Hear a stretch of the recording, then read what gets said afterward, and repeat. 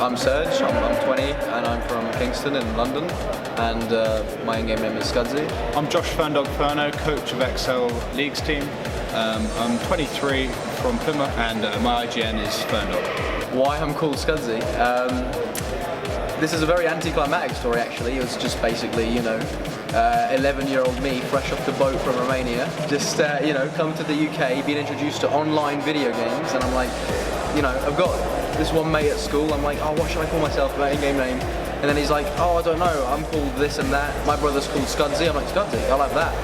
So I just took it from my mate's brother when I was 11. Okay, so my gamertag came about through kind of a secondary school nickname, really. Everyone knew me as Fern, everyone still in the scene knows me as Fern, and it's just kind of caught on and I've never really changed it.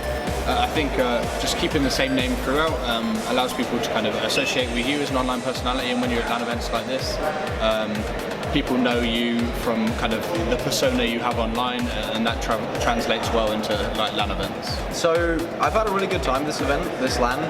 This is my third LAN so far, and this has probably been the best experience so far. Gameplay wise, but as well as obviously there was still room for fun, but sort of not as much. We had to find the right balance between the two, and maybe take the game a bit more seriously and actually go to bed at a reasonable time and then wake up at a decent time, and it felt a lot more professional. I felt like I was, I don't know, it was just weird. It was a bit bizarre, just waking up in the morning and then everyone has to rely on you to get dressed, get ready, get prepped, and then get a taxi, go to the LAN hall, and then start playing games and take them really seriously. It felt like I'm just getting up to play games as a job, which is weird. It was bizarre, but it was really fun. In terms of being a coach of a leagues team, outside a game, it's there's various areas. There's kind of the physical preparing the players, and there's also the mental preparing the players. The physical means I'm kind of dad at a LAN event, in as much as I'm making sure all the boys are up on time, I'm making sure the taxi's called, we get to the LAN event with plenty of time so we can get practice in, we can prepare a strategy and go over that strategy before we play, and then I make sure one by one that the players individually know the strategy that we've got prepared and are willing and ready to execute that. I play jungle. I'm very bad at CSing. I can't kill anything except creeps. I'm basically up against the AI that Riot have computed onto their system, and it's a difficult role. It's more mental than it is anything else, so hence if anyone 1v1s me, you'll never see me win because I'm not great mechanically as compared to a mid laner or a top laner, because it's a very mechanical heavy role, but as my role, I'm supposed to know a lot about the game and sort of predict what would happen in the future of the game, and then sort of have outcomes deal with probabilities and stuff like that. It's basically just very maths-based, very probability-based, like a game of chess, kind of. You're constantly trying to read the enemy jungler, and whoever has a higher IQ wins. That's definitely how it works. In terms of our team and seeing a player play to kind of his optimal strengths and really perform, I'd have to say Zhandia.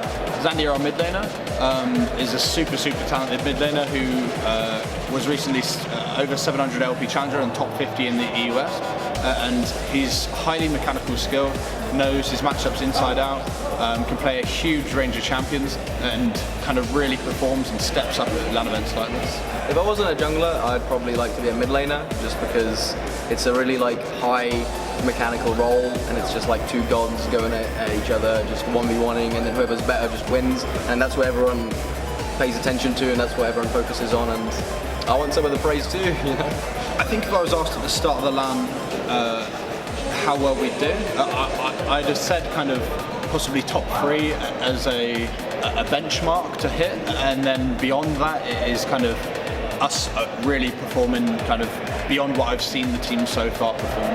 I think we've really met expectations and possibly gone beyond expectations of a lot of the other teams in the scene, and a lot of people who kind of doubted us to an extent. Yeah, I definitely think that third place kind of represents it just feels like we've proven people wrong, kind of, because throughout the whole of the ESL split, I don't know, some teams took us a bit less seriously compared to the other top teams like M&M and TCA were swarming and dominating everyone, and they were taking it they were taking us a bit less seriously, they considered us as oh, they might be not as hard to beat as the other teams, but in fact we came in, and even TCA, we definitely gave them a run for their money, and then Chove we managed to take down in a 2-0. So, you know, we actually showed people that, like, oh, hang on, you know, we actually should be careful for this team, and we should, you know, play accordingly to their strength. Follow my social media, Twitter at exceL_Furndog. Well, on Twitter it's just twitter.com/exceL_Skudzy and twitch.tv/Skudzy as well.